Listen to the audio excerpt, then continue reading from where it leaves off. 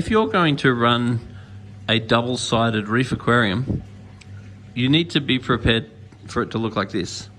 because a normal reef aquarium is very wide,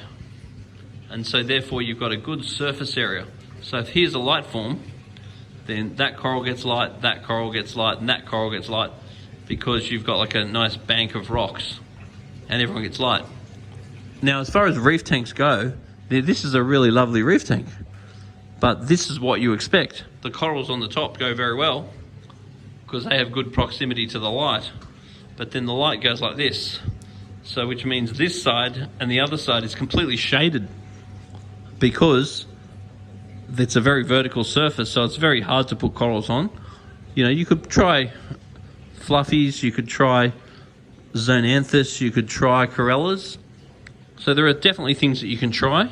and you could use plugs as well to put things like zoes on the side here,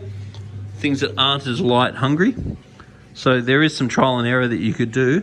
but as a generalization, it's much, much harder to decorate a double-sided tank, particularly if it's skinny, because you just don't have the surface area. In a perfect world, if you wanted a double-sided tank, it would be super wide, and that way you can have surface area here and surface area there, and then you'd almost want two banks of lights to make sure that everyone's getting light on both sides. So the reality of a double-sided tank is they do look super cool, and in reality, this one is really done quite beautifully, but the downside is that trying to get a layered reef like you see with the fatter tanks against a wall, it's just much harder to actually achieve. So you need to be a little bit realistic with your expectations when you're trying to create a reef, governed by the actual